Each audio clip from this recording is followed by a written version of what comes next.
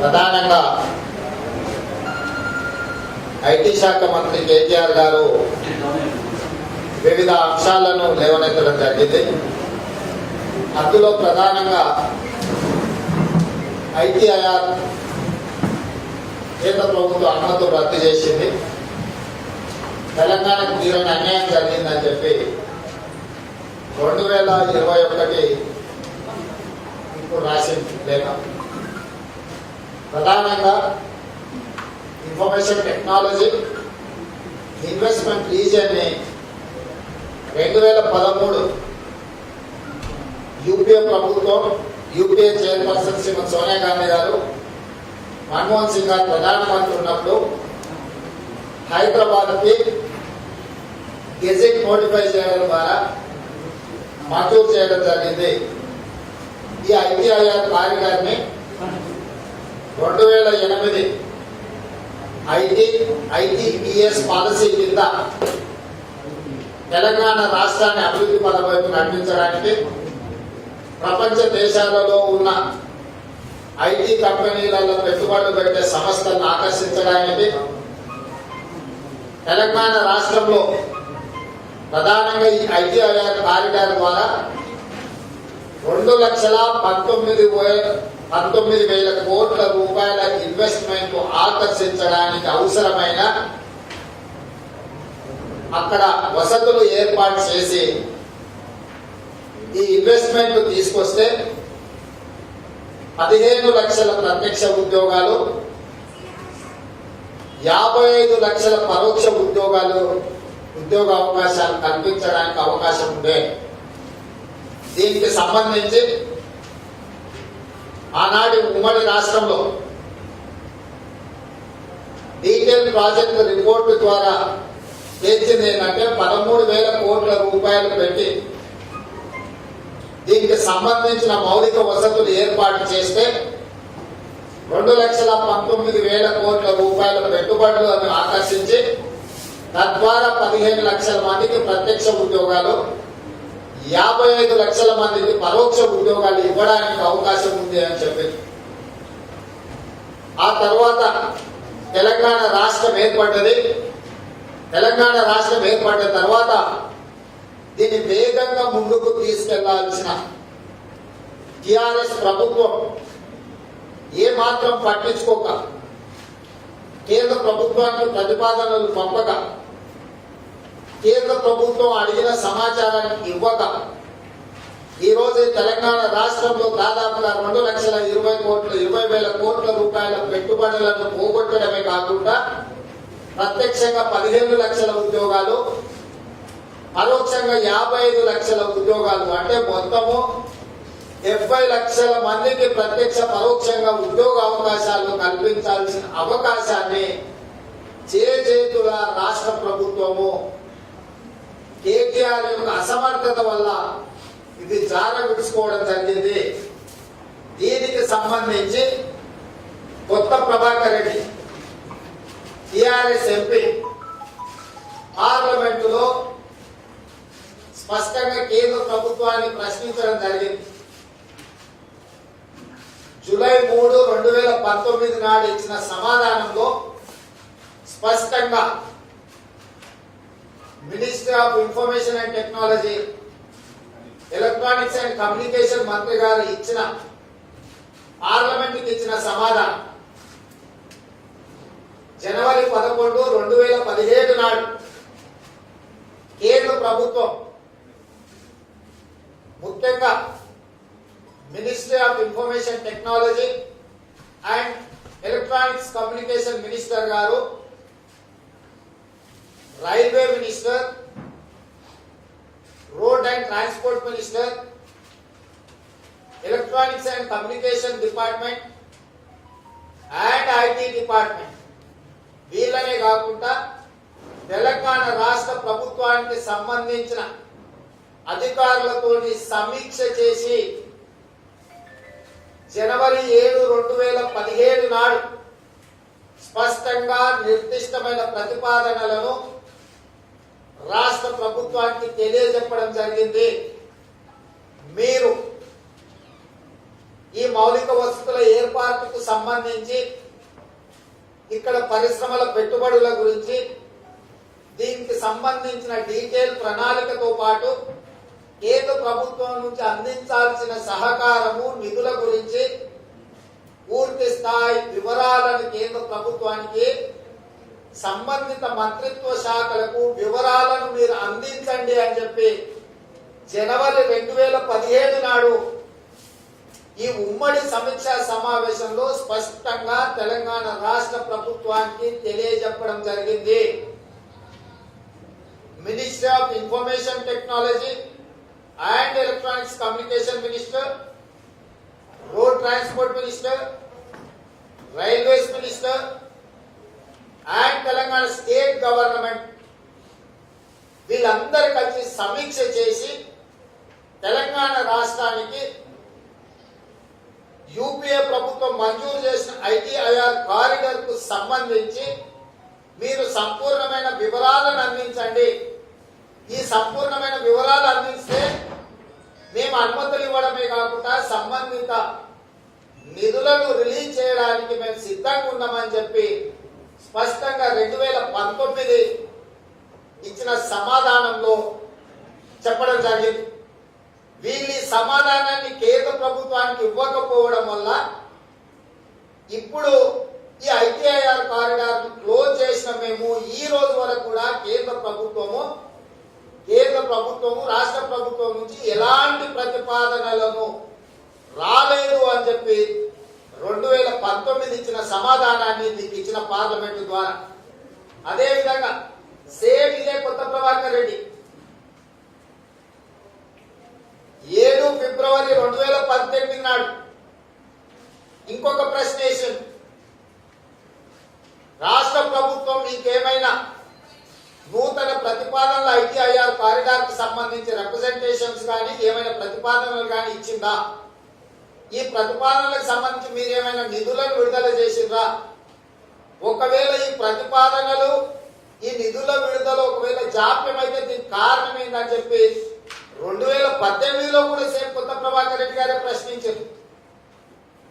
అప్పుడు కేంద్ర ప్రభుత్వము మేము ఎలాంటి ప్రతిపాదనలు రాష్ట్ర ప్రభుత్వం నుంచి రాలేదు, రాష్ట్ర ప్రభుత్వం ఎలాంటి ప్రతిపాదనలు ఇవ్వకపోవడం వల్ల ఈ ఐటీఐఆర్ పాలసీని క్లోజ్ చేసినామని చెప్పి స్పష్టంగా 2018 ఫిబ్రవరి 7 తారీఖు నాడు సమాధానం ఇచ్చిండ్రు. అంటే ఇక్కడ తెలంగాణ సమాజం చూడాల్సింది మీడియా మిత్రులకు 2018 పార్లమెంటులో ఇచ్చిన సమాధానాన్ని, అదేవిధంగా 2019లో పార్లమెంట్లో ఇచ్చిన సమాధానాన్ని. ఈ రెండు ప్రశ్నలు అడిగింది టిఆర్ఎస్ పార్లమెంట్ సభ్యుడు కొత్త ప్రభాకర్ రెడ్డి గారు అడిగారు. కొత్త ప్రభాకర్ రెడ్డి గారికి కేంద్ర ప్రభుత్వము ఇన్ఫర్మేషన్ టెక్నాలజీ మంత్రిత్వ శాఖ పార్లమెంటు ద్వారా నిర్దిష్టమైన సమాధానాన్ని ఇచ్చింది. ఈ సమాధానంలో ఉన్న అంశం ఏంటంటే 2017 నాడు జనవరిలో కేంద్ర ప్రభుత్వ శాఖలు, మంత్రిత్వ శాఖలు రాష్ట్ర ప్రభుత్వంతో సమీక్ష సమావేశాన్ని ఏర్పాటు చేసి అన్ని రకాల వివరాలతో కూడుకున్న డిపిఆర్ ను మీరు మాకు సబ్మిట్ చేయండి అని చెప్పి జనవరి 2017 నాడే కేంద్ర ప్రభుత్వం నిర్దిష్టమైన ఆదేశాలను రాష్ట్ర ప్రభుత్వానికి ఇవ్వడం జరిగింది. 2017 జనవరిలో కేంద్ర ప్రభుత్వం అడిగిన సమాచారాన్ని రాష్ట్ర ప్రభుత్వం ఇవ్వకపోవడం వల్ల కనీసం రిప్రజెంటేషన్స్ కూడా డిపిఆర్ సంగతి పక్కన పెట్టారు. ఐటీఐఆర్ కారిడార్ తెలంగాణ రాష్ట్రానికి హైదరాబాద్ కు మంజూరు అయింది. దీన్ని ముందుకు తీసుకెళ్లడానికి అవసరమైన నిధులు విడుదల చేయండి, దీని అభివృద్ధికి సంబంధించిన అనుమతులు ఇవ్వండి, దీనికి సంబంధించిన పెట్టుబడుల కోసం పెట్టుబడులు పెట్టే సంస్థలతోని మాకు సంప్రదింపులు ఏర్పాటు చేసి తెలంగాణకు పెట్టుబడులను పెట్టించండి అని కూడా ఎలాంటి లేఖ రాయలేదు, డీటెయిల్ ప్రాజెక్ట్ రిపోర్ట్ ఇవ్వలేదు, ఎలాంటి సమాచారాన్ని మాకు ఇవ్వలేదు అని చెప్పి కేంద్ర ప్రభుత్వం చెబుతూ 2018లోనే టిఆర్ఎస్ ఎంపీ గారికి పార్లమెంట్ ద్వారా సమాధానం ఇచ్చింది. ఇవాళ 2021 శాసన మండలి ఎన్నికల సందర్భంగా కేటీఆర్ గారు అంటున్నారు, కేంద్ర ప్రభుత్వం తెలంగాణ రాష్ట్రానికి మంజూరైన ఐటీఐఆర్ కారిడార్ను రద్దు చేయడం ద్వారా లక్షలాది ఉద్యోగాలు కోల్పోయినాం, లక్షల కోట్ల రూపాయల పెట్టుబడులు కోల్పోయినాం. దీనికి కారణం నరేంద్ర మోడీ ప్రధానమంత్రి కేంద్ర ప్రభుత్వం నిర్లక్ష్యం వల్ల, తెలంగాణ మీద వివక్ష చూపడం వల్ల, తెలంగాణ రాష్ట్రానికి పెట్టుబడులు ఇవ్వకపోవడం వల్ల ఈ రోజు ఐటీఐఆర్ కారిడార్ కోల్పోయినామని చెప్పి కేటీఆర్ గారు లేఖ రాసిండు. దానికి సంబంధించిన వివరాలని 2017 సమీక్ష సమావేశం తర్వాత మీరు ఎలాంటి సమాచారం ఇవ్వకపోవడం వల్ల, ఎలాంటి వివరాలు కేంద్ర ప్రభుత్వానికి ఇవ్వకపోవడం వల్ల 2018లోనే 2018 ఫిబ్రవరికే ఈ ఐటీఐఆర్ కారిడార్ క్లోజ్ చేసేసింది కేంద్ర ప్రభుత్వం. 2018 ఫిబ్రవరి నుంచి 2021 మార్చి వరకు 3 సంవత్సరాలు మెదలకుండా ఇంట్లో పండుకొని ఈ రోజు శాసన మండలి ఎన్నికల సందర్భంగా రాష్ట్ర ప్రభుత్వం ఉద్యోగాలు ఇవ్వకుండా నిరుద్యోగులను మోసం చేసిన చర్చ జరిగినప్పుడు రాష్ట్ర ప్రభుత్వం తప్పించుకోవడానికి, చర్చను తప్పుదోవ పట్టించడానికి ఈ నెపాన్ని కేంద్ర ప్రభుత్వం మీద నెట్టుతున్నారు. 2018 ఫిబ్రవరిలో 2019 జూలైలో మీ ఎంపీ గారికి పార్లమెంటు ద్వారా మీ ప్రశ్నలకు, మీరు సంధించిన ప్రశ్నలకు కేంద్ర ప్రభుత్వం సమాధానం ఇచ్చినప్పుడు ఇంత స్పష్టంగా 3 ఏళ్ల క్రితమే ఐటీఐఆర్ కారిడార్ ని రద్దు చేసినాము, మూసేసినామని కేంద్ర ప్రభుత్వం చెప్తే 3 సంవత్సరాలు మెదలకుండా ఉన్న కేటీఆర్ గారు ఈ రోజు పెడగొప్పలు పెడుతున్నాడు. దీనికి కారణం టిఆర్ఎస్ ప్రభుత్వం, రాష్ట్ర ఐటీ శాఖ మంత్రి కేటీఆర్ గారు కాదా అని చెప్పి ఈ రోజు కాంగ్రెస్ పార్టీ ప్రశ్నిస్తున్నది. నేను నిర్దిష్టమైన ఆరోపణ చేస్తున్నా. కేటీఆర్ గారి యొక్క నిర్లక్ష్యము, అసమర్థత, అవినీతి వల్ల లక్షల కోట్ల రూపాయల పెట్టుబడులు, దాదాపుగా 15 లక్షల ప్రత్యక్ష ఉద్యోగాలు, 55 లక్షల పరోక్ష ఉద్యోగాలు రావాల్సినవి తెలంగాణకు రాలేదు. 2,20,000 కోట్ల రూపాయల పెట్టుబడులు ఈ రోజు తెలంగాణకు రాకుండా పోయినాయి. దీనికి కారణం టిఆర్ఎస్ ప్రభుత్వము, ఐటీ శాఖ మంత్రి కేటీఆర్ గారు అని చెప్పి ఈ రోజు కాంగ్రెస్ పార్టీ నిర్దిష్టమైన ఆరోపణ చేస్తుంది. ఈ 2 ప్రశ్న జవాబు పత్రాలు 2018, 2019కి సంబంధించిన ప్రశ్నల జవాబులు పార్లమెంటు ద్వారా టిఆర్ఎస్ ఎంపీకి ఏవైతే ఇచ్చిండ్రో వాటి వివరాలను ఈరోజు నేను తెలంగాణ సమాజం ముందు పెడుతున్నా. ఎవరైతే పట్టభద్రులు ఉన్నారో, ఎవరైతే రేపు 14 రోజు నిరుద్యోగులుగా ఉండి ఓటు హక్కును వినియోగించుకోబోతున్నారో, ఈ రోజు మీకు ఉద్యోగాలు రాకపోవడానికి ఐటీ పరిశ్రమలలో నిపుణులైన వాళ్ళు రోడ్ల మీద తిరగడానికి పరోక్షంగా 55 లక్షల మందికి ఉద్యోగ అవకాశాలు కల్పించడానికి అవకాశం ఐటీఐఆర్ మూతపడడానికి కేటీఆర్ఏ కారణము. ఇది నేను కాదు. 2018, 2019లో పార్లమెంటు ద్వారా స్పష్టమైన సమాధానం కేంద్ర ప్రభుత్వం చెప్పింది. ఇన్ని రోజులు వీటిని దాచిపెట్టి ఈ రోజు కేటీఆర్ గారు తప్పించుకోవడానికి, తప్పులను కప్పిపుచ్చుకోవడానికి ఈ రోజు ఈ రకమైన వాదన తీసుకొస్తుండు. ఈ వివరాలన్నిటిని కూడా తెలంగాణ సమాజం ముందు పెట్టిన. ఇక 2వ అంశం, అలీబాబా అరడజన్ దొంగలు తయారైంది తెలంగాణలో.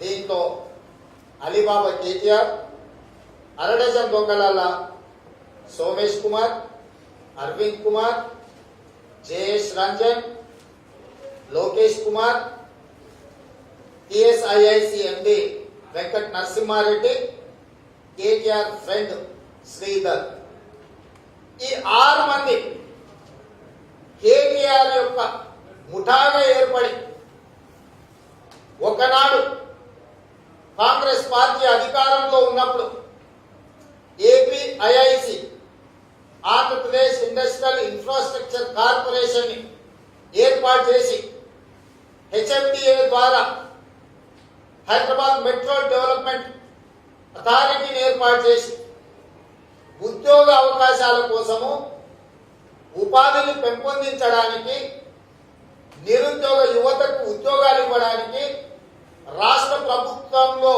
పెట్టుబడులను ఆకర్షించి ఆదాయాన్ని పెంచడానికి ఎల్బీ నగర్ నుంచి మొదలు పెడితే పటాన్ చెరువు వరకు నాచారం కావచ్చు, బాలానగర్ కావచ్చు, జీడిమెట్ల కావచ్చు, రామచంద్రాపురం కావచ్చు, పటాన్ చెరువు వరకు వేలాది ఎకరాల భూములను రైతుల నుంచి సేకరించి పరిశ్రమలు పెట్టడానికి వాళ్ళకి అనుమతులు ఇవ్వడం జరిగింది. తక్కువ ధరకు వాళ్ళకి భూములు ఇచ్చి వాళ్ళు ఉపాధి కల్పిస్తున్నారని వాళ్ళకి భూ కేటాయింపులు జరిగినాయి. ఈ భూములను అన్నింటిని కూడా హైదరాబాద్ నగరం ఆనాడు కేటాయించినప్పుడు ఇవన్నీ హైదరాబాద్ నగర శివార్లు. ఈరోజు నగరం విస్తరించడంతో అక్కడ మొత్తం ఖాళీలు వచ్చినాయి. ఖాళీలు వచ్చినప్పుడు సబ్సిడీ ధరల మీద తక్కువ ధరలకు పరిశ్రమలు పెడుతున్నారని పరిశ్రమలను ప్రోత్సహించడానికి వేలాది ఎకరాల భూములు ప్రైవేట్ పెట్టుబడిదారులకు భూములు కేటాయించి అక్కడ పరిశ్రమలు స్థాపించడం వల్ల ఈరోజు ఆ ప్రాంతం అంతా రెసిడెన్షియల్ కాలనీస్ రావడంతో కాలుష్యం వస్తుంది. కాలుష్యాన్ని తగ్గించడానికి కాలనీలలో ఉన్న కాలుష్య పరిశ్రమలను సిటీ బయటకు తరలించడానికి ఈ పరిశ్రమలకు అన్నింటి కూడా 2015లో ఒక జీవో ఇచ్చి ఒక వెసులుబాటు ఇచ్చారు. పరిశ్రమల కోసం రాష్ట్ర ప్రభుత్వం కేటాయించిన భూములను ఇక్కడ ఉండే కాలుష్యాన్ని వెదజల్లే పరిశ్రమలను నగర శివార్లు ఇతర ప్రాంతాలకు తరలిస్తే ఈ భూములలో ఐటీ కంపెనీలు ఆఫీసులు కట్టుకోవడానికి అనుమతిస్తామని చెప్పి ప్రభుత్వం ఒక విధానపరమైన నిర్ణయం తీసుకున్నది. అంటే ఈ నిర్ణయం ఏంటంటే ఒకప్పుడు ఉద్యోగాల కోసం పరిశ్రమలు ఎట్లయితే పెట్టిందో ఈ పరిశ్రమలు కాలుష్య పరిశ్రమలు కాలనీలకు వచ్చినాయి కాబట్టి వీటిని ఊరు బయటకు తరలించుకుంటే ఇక్కడ మీకున్న ఆనాడు అక్కువకు సక్కువకు కేటాయించిన భూములు ఇవాళ కోట్ల రూపాయలకి ఎకరాలకు ఉన్నాయి కాబట్టి ఇందులో మీరు ఐటీ పరిశ్రమలు పెట్టుకుంటే భూ బదలాయింపు చేస్తామని చెప్పి జీవో తీసుకొచ్చింది. దాంట్లో భాగంగా చాలా మంది పరిశ్రమల వాళ్ళు ఈ భూములను ఐటీ కంపెనీలకు అమ్ముకున్నారు. ఐటీ కంపెనీలను పెడితే మళ్ళీ వేలాది మంది ఐటీ నిపుణులకు ఉద్యోగాలు వస్తాయనేది ప్రభుత్వం యొక్క ఉద్దేశం. పరిశ్రమల నుంచి భూ వినియోగ మార్పిడి ఐటీ కంపెనీలకు వచ్చి ఇప్పుడు ఈ ఐటీ కంపెనీలను మొత్తాన్ని అపార్ట్మెంట్ల కింద మారుస్తున్నారు.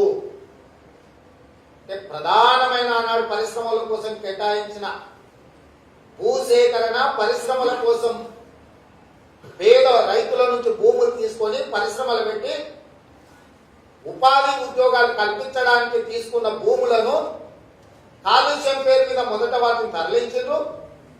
ఈ భూములను ఐటీ కంపెనీల కింద మార్చుకోవడానికి అనుమతించారు. ఐటీ కంపెనీల అనుమతి వచ్చిన తర్వాత కంప్లీట్ గా రియల్ ఎస్టేట్ ఏజెంట్లతో కుమ్ముక్కై ఒక ముఠాగా ఏర్పడి వీటిని ఇప్పుడు అపార్ట్మెంట్స్ కింద కన్వర్ట్ చేస్తున్నారు.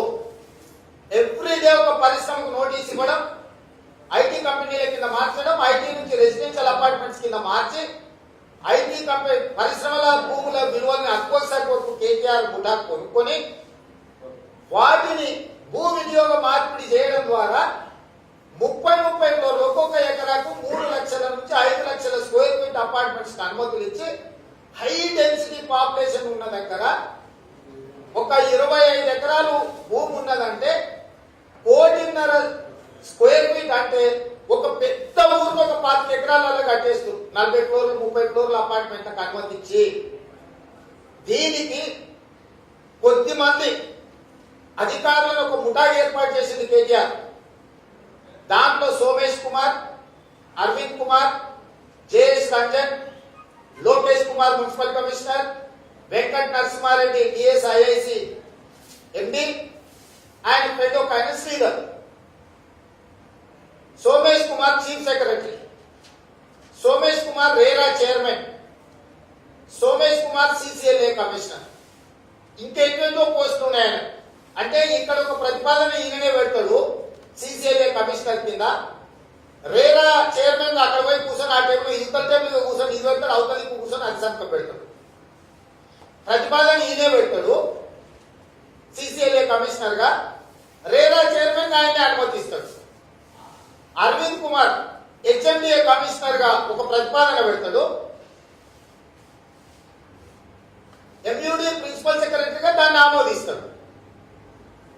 జేఎస్ రంజన్ టిఎస్ఐఐసి ప్రిన్సిపల్ సెక్రటరీకి ఒక ప్రతిపాదన పంపిస్తాడు. ఇంకో పోస్ట్ కూర్చొని దానికి అనుమతిస్తాడు. లోకేష్ కుమార్ ఇవన్నీ తీసుకొని రెసిడెన్షియల్ కింద మారిపోయిన వాటికి ఏ నియమ నిబంధనలకు సంబంధం లేకుండా కేటీఆర్ చెప్పిన వాళ్ళకు 30 ఫ్లోర్లు ఎకరాకు 3.5 లక్షల నుంచి 5 లక్షల స్క్వేర్ ఫీట్ అనుమతులు ఇచ్చేస్తుంది. వీటందరినీ ఈ ముఠాన్ని కోఆర్డినేట్ చేయడానికి మెంబర్ సెక్రటరీగా శ్రీధరన్ కేటీఆర్ ఫ్రెండ్ పెట్టుకున్నాడు. అలీబాబా కేటీఆర్ 1/2 డజన్ దొంగలు కలిసి ఆనాడు ఏ ఉద్దేశంతోనైతే పరిశ్రమల కోసం కేటాయించిన భూములను చాకచక్యంగా ఐటీ పరిశ్రమల కింద మారుస్తున్నామని చెప్పి మొదట కన్వర్ట్ చేసుకుని ఐటీ పరిశ్రమల పేరు మీద అనుమతులు తెచ్చుకున్న వాటిని రెసిడెన్షియల్ అపార్ట్మెంట్స్ కింద మార్చి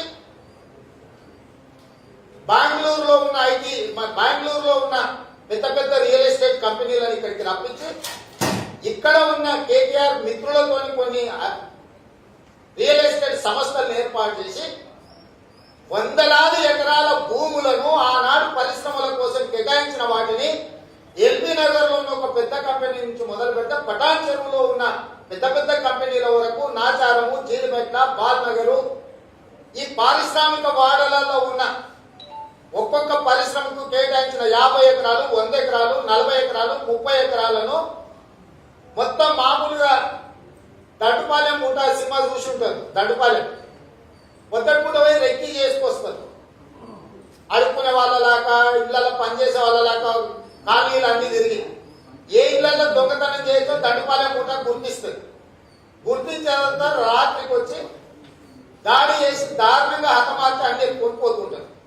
ఈ దండుపాలెం పూట టిఎస్ఐఐసి ద్వారా, హెచ్ఎండిఏ ద్వారా ఈ 50-60 సంవత్సరాల కాలంలో కేటాయించిన భూములు, పెద్ద పెద్ద భూముల వివరాలు తీసుకొని ఇప్పుడు ఆ పరిశ్రమలు కాలుష్యం ఉన్నాయి కాబట్టి వాటిని మూసేయని నోటీస్ ఇచ్చి ఆ పరిశ్రమలను ఊరిపైకి తరలించమని చెప్పి ఆ పరిశ్రమల మీద ఒత్తిడి తెచ్చి ఆ పరిశ్రమలు తరలించాల్సిన సందర్భం వచ్చినప్పుడు ఇంకొక ఆయన పోయి నేను భూమి కొనుక్కుంటా నాకు అగోసాకొచ్చి అని ఇంకొక ఆయన పోయి వాళ్ళ దగ్గర ఒక ఒప్పందం చేసుకొని దాన్ని ఇక్కడికి వచ్చేసి పరిశ్రమల నుంచి ఐటీ పరిశ్రమ మారుస్తున్నామని చెప్పి మొదటి స్టేజ్, ఐటీ పరిశ్రమ నుంచి అపార్ట్మెంట్స్ మారుస్తున్నామని 2వ స్టేజ్.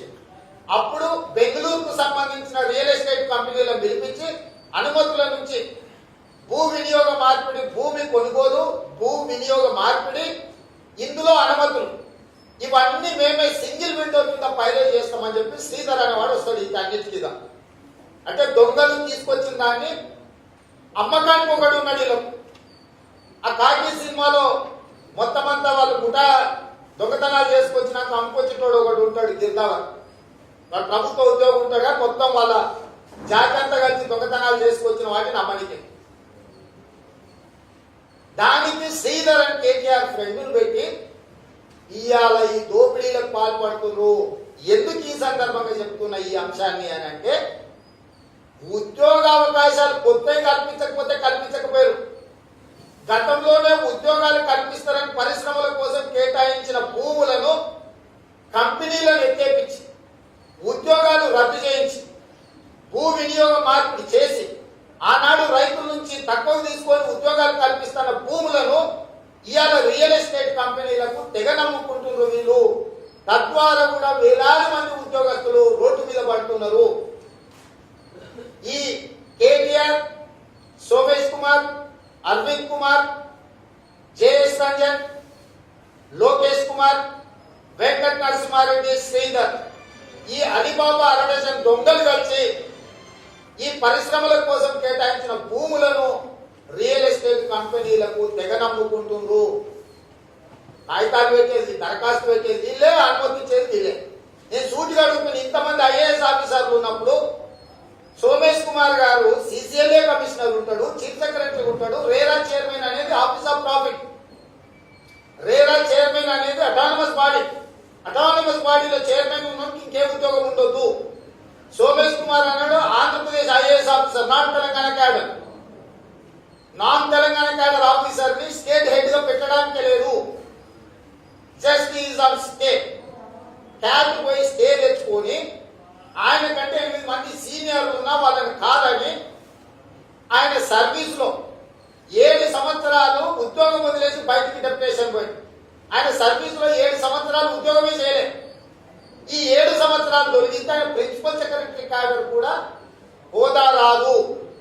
అలాంటి సోమేష్ కుమార్ ను ఈ దుర్మార్గాలన్నీ చేయడానికి చీఫ్ సెక్రటరీగా, వేరే చైర్మన్ గా, సిసిఎల్ఏ కమిషనర్ గా, ఇంకా రకరకాల పోస్టులు, జిఎస్టీ ఇంకేవో పోస్టులు, ఆయన చాలా పోస్టులు ఉన్నాయి. సేమ్ అరవింద్ కుమార్ కూడా హెచ్ఎండిఏ కమిషనర్ ఉంటాడు, ఎంయూడి ప్రిన్సిపల్ సెక్రటరీగా ఉంటాడు. జేఎస్ రంజన్ ఒక 4 పోస్టులు. ఇట్లా కొద్ది మందిని అధికారులను ఒక ముఠాగా ఏర్పాటు చేసి కేటీఆర్ ఈ రాష్ట్రాన్ని వేలాది కోట్ల రూపాయలను కొల్లగొడుతున్నాడు. లక్షలాది ఉద్యోగాలు కల్పించి పరిశ్రమలు ఏర్పాటు చేయడం కోసం కేటాయించిన భూములను ఎల్బీ నగర్ పరిశ్రమల కానుంచి మొదలు పెట్ట పటాన్ చెరువు వరకు ఈ మధ్యలో పారిశ్రామిక వాడలలో ఉన్న భూములను అన్నింటిని కూడా భూ వినియోగ మార్పిడిని తనకు అనుకూలంగా మార్చుకొని ఆ కంపెనీలను ఒత్తిడి తీసుకొచ్చి అకోసకో కొనుక్కొని వాటిని అన్నిటి కూడా బెంగళూరు రియల్ ఎస్టేట్ సంస్థలకు అమ్ముతున్నారు. వాటి వివరాలు అన్నింటిని కూడా తొందరలో బయట పెట్టా. ఎందుకు ఈ సందర్భంగా చెప్తున్నా అంటే ఐటీఐఆర్ అనే పరిశ్రమ కేటీఆర్ గారి నిర్లక్ష్యం వల్ల, కేంద్ర ప్రభుత్వానికి ఎలాంటి ప్రతిపాదనలు ఇవ్వకపోవడం వల్ల ఇవాళ ఐటీఐఆర్ రద్దయింది.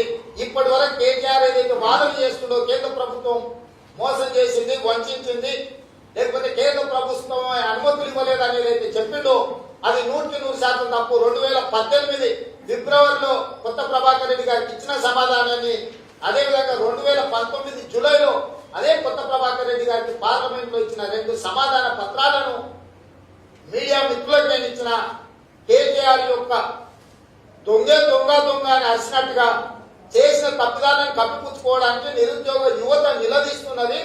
ఆ నిరుద్యోగ యువత నిలదీస్తుంటే తప్పించుకోవడానికి తప్పుడు వాదనలు తీసుకొచ్చి ప్రజల్ని మభ్యపెడుతుండు. కాబట్టి ఈరోజు రాష్ట్ర ప్రభుత్వాన్ని, కేంద్ర ప్రభుత్వాన్ని నిలదీయాలంటే ఈ శాసన మండలి ఎన్నికలలో కాంగ్రెస్ పార్టీని గెలిపించాలి. ఈ రోజు ఉన్న అభ్యర్థులను చూడండి. హైదరాబాద్ రంగారెడ్డి మహబూబ్ నగర్ శాసన మండలి ఎన్నికలల్లా రామచంద్రరావు గారు, వాణీదేవి గారు, నాగేశ్వర్ గారు, చిన్నారెడ్డి గారు ఉన్నారు. వాణీదేవి గారు ఆవిడ కాంగ్రెస్ సర్పంచ్ నుంచి ప్రధానమంత్రి చేసిన పివి నరసింహారావు గారి కూతురు కాంగ్రెస్ వ్యతిరేకంగా పోటీ చేస్తుందంటే పివి నరసింహారావు గారి ఆత్మ క్షోభిస్తుంది. నీ తండ్రి బతుకున్నంత కాలం కాంగ్రెస్ పార్టీ ఆశయాలను, కాంగ్రెస్ పార్టీని అధికారంలోకి తీసుకురావడానికి ప్రయత్నం చేసిండు. నీ తండ్రి ఆశయాలకు విరుద్ధంగా ఒక దుర్మార్గుడితోటి, ఒక దురాశ పరుడితోటి జట్టు కట్టడం అనేది వాణీదేవి గారికి మంచిది కాదు, వాళ్ళ కుటుంబ గౌరవానికి మంచిది కాదు. వంగర గ్రామం నుంచి ఎవరెస్ట్ శిఖరం అంత ఎత్తుకు పివి నరసింహారావు గారి యొక్క కీర్తిని కాంగ్రెస్ పార్టీ తీసుకెళ్తే వ్యతిరేకంగా ఎన్నికలలో పోటీ చేయడం వారికి సమంజసం కాదు. రామచంద్రరావు గారికి, అదే విధంగా నాగేశ్వర్ గారికి అవకాశాలు ఇచ్చిండ్రు. వాళ్ళు ఏం పని చేసిండ్రో మీరు చూసిండ్రు. రామచంద్రరావు గారి పరిస్థితి 6 ఏళ్ల తర్వాత మళ్ళీ వచ్చి ఓటు అడుగుతుండ్రు. బుద్ధిమంతుడికి సర్ది కట్ట బొడ్రాయి కాడ ఫోన్ చేసి మళ్ళీ ఇంటికి వచ్చినాక అమ్మ ఆకలి అవుతుంది ఏమనుంటే పెట్టండి. 6 ఏళ్ళు ఏమీ మాట్లాడలేదు, నోరు కూడా తెరవలే. మళ్ళీ 2వసారి ఓట్లేమని రామచంద్రరావు గారు అడుగుతున్నారు. ఇక నాగేశ్వర్ గారు సైన్యం లేని సైన్యాధిపతి, ఆయన ఒక్కడే. కానీ అదే చిన్నారెడ్డికి ఓటేస్తే ఒక కాంగ్రెస్ పార్టీ అనేది రాష్ట్ర కేంద్రంలో బలంగా సమర్థవంతమైన ప్రతిపక్షంలో ఉండి, వ్యవసాయ శాఖలో డాక్టరేట్ ఉండి, 40 సంవత్సరాలు ప్రజా జీవితంలో నీతిగా, నిజాయితీగా, నిక్కచ్చిగా సేవలు అందించిన డాక్టర్ జిల్లాలో చిన్నారెడ్డిని గెలిపించాల్సిందిగా ప్రశ్నించే గొంతుకగా ఈ నిరుద్యోగ యువత తరఫున, ఉద్యోగస్తుల తరఫున, ప్రభుత్వ ఉద్యోగస్తుల తరఫున, ఫీల్డ్ అసిస్టెంట్ల తరఫున, రెవెన్యూ సిబ్బంది తరఫున, సింగరేణి సిబ్బంది తరఫున, విద్యుత్ శాఖలో ఉన్న అవుట్ సోర్సింగ్ ఉద్యోగస్తుల తరఫున, కాంట్రాక్ట్ ఉద్యోగస్తుల తరఫున, విఆర్ఓల తరఫున, ఫీల్డ్ అసిస్టెంట్ల తరఫున, వీళ్ళందరి తరఫున వాళ్ళ సమస్యల్ని గుర్తెరిగి మాట్లాడాలి అని అంటే చిన్నారెడ్డి గారిని గెలిపించాలి. ఈ రోజు చిన్నారెడ్డి గారిని గెలిపించడం ద్వారా అధికార మదంతో కళ్ళు మూసుకుపోయిన రాష్ట్ర కేంద్ర ప్రభుత్వాలకు కనువిప్పు కలిగించాలంటే కాంగ్రెస్ పార్టీ గెలవాలి. రాష్ట్రంలో టిఆర్ఎస్, కేంద్రంలో బీజేపీ అధికారంలో ఉంది. ఈ రెండు పార్టీలకు, ఈ ప్రభుత్వాలకు ఈ శాసన మండలి ద్వారా ముఖ్యమంత్రి కుర్చీ కూలిపోయేది లేదు, ప్రధానమంత్రి కుర్చీలు ఎక్కేది లేదు. కానీ అదే కాంగ్రెస్ పార్టీ చిన్నారెడ్డి గారు గెలిస్తే సమాజానికి మేలు జరుగుతుంది. ప్రభుత్వ ఉద్యోగులకు పిఆర్సీ రావాలన్నా, కంట్రిబ్యూటరీ పెన్షన్ స్కీమ్ అమలు జరగాలన్నా, ఖాళీలను మళ్ళీ నోటిఫికేషన్లు ఇచ్చి నిరుద్యోగ యువతకు ఉద్యోగాలు ఇవ్వాలన్నా, అమరవీరుల కుటుంబాలను ఆదుకోవాలన్నా, ఉద్యమకారుల మీద ఉన్న కేసులు తొలగించాలన్నా చిన్నారెడ్డి గారిని గెలిపిస్తేనే ప్రయోజనం ఉంటుంది. చిన్నారెడ్డి గారిని గెలిపించాల్సిందిగా కాంగ్రెస్ పార్టీ పక్షాన స్పష్టంగా ఈ పట్టభద్రులకు నేను విజ్ఞప్తి చేస్తున్నా. చిన్నారెడ్డి లాంటి నిజాయితీ పరుని గెలిపించడం ద్వారా ప్రజాస్వామ్యాన్ని బతికించాల్సిందిగా కాంగ్రెస్ పార్టీ పక్షాన మరిన్ని అప్డేట్స్ కోసం మా ఛానల్ ని సబ్స్క్రైబ్ చేయండి.